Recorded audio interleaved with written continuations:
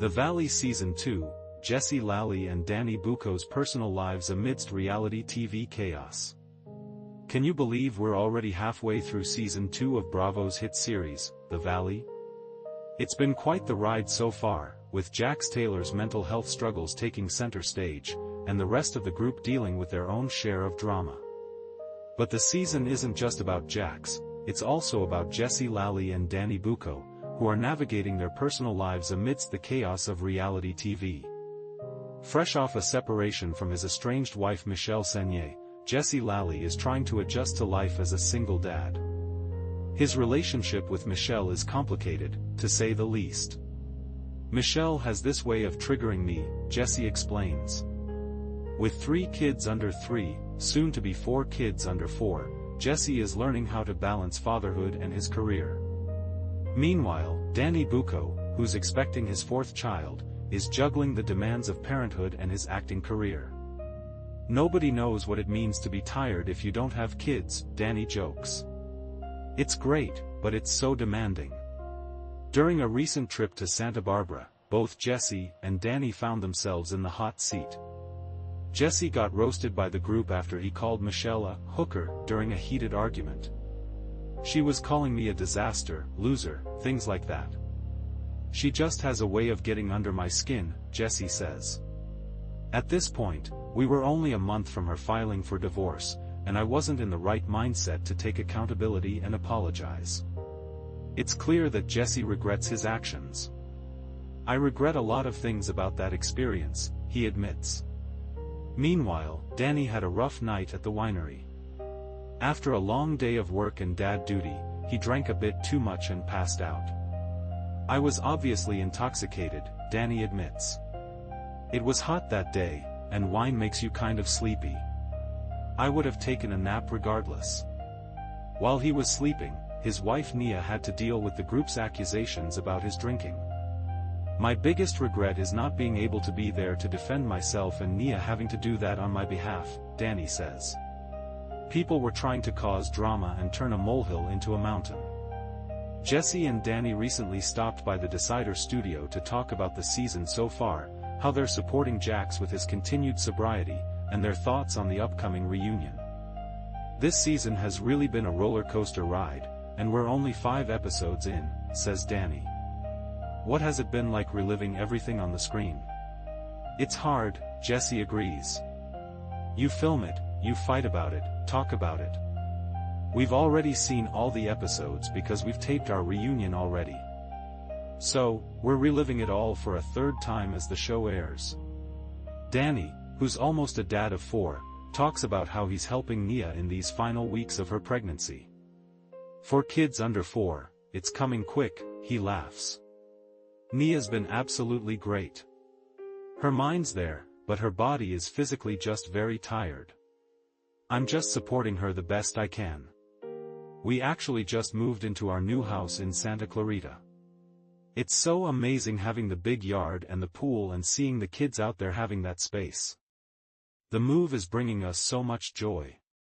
Jesse, who's been dating his girlfriend Lacey for over a year, shares how things are going. Things are going well, he says. Have she and Michelle reached a better place? They don't really speak. They have had a lot of conversations, especially at the beginning, to set boundaries mother to mother. We're very close to the end of the divorce. I have a decent relationship with Michelle's partner, Aaron. I think we're closer now than ever before to being all friends someday. Isabella has her ballet recital coming up, and we got tickets together. Jesse also opens up about the heated argument with Michelle at the winery. Michelle has this way of triggering me, he says. She was calling me a disaster, loser, things like that. She just has a way of getting under my skin. Also, you have to remember, this was a year ago. At this point, we were only 2 months from her moving out and a month from her filing for divorce. We were just going tit for tat. I wasn't in the right mindset to take accountability and apologize. I regret a lot of things about that experience. It just was bad timing to have that conversation, and we both became very reactive, which is something I'd worked on. Only Michelle can make me act like that. After a season of denial, Michelle finally admitted that she had ventured outside of their marriage. She had told me before we started filming, but she still wasn't taking accountability fully, Jessie says. I didn't feel validated because it still hurts. It hurt when I first found out about it, and it hurts every time I think about it. As the season goes on, there are a lot more questions about what she did. Was it just one person? Was it two people? Was Aaron involved? You'll see it play out. Jesse also discusses his decision to text Jax about the Santa Barbara trip. I don't regret telling him, he says. Danny and I would check in on him almost every single day and offer words of affirmation so that he would stay in there. I didn't want him to find out about the Santa Barbara trip through social media and take anything out on the group or Brittany. I thought it was important to be upfront with him and just be truthful because he is my friend. Both Jesse and Danny are proud of Jax's progress in his sobriety journey. I'm very proud of him, coming out publicly and talking about his addictions, Danny says. It seems like he's finally making the sacrifices and the right choices for himself and his son, Cruz. Yeah, I think he's 170-ish days sober, Jesse adds. He's really focused on physical health and mental health. I've seen positive changes in him. He's really trying to work on himself, work on his friendships, and then eventually, I think, work on this relationship with Brittany. Before wrapping up, they discuss the reunion seating. Honestly, until I walked on that stage I had no idea where I would be seated, Jesse says. At the end of the day, it's very difficult. We have couples, we have individuals, we had certain people that weren't getting along.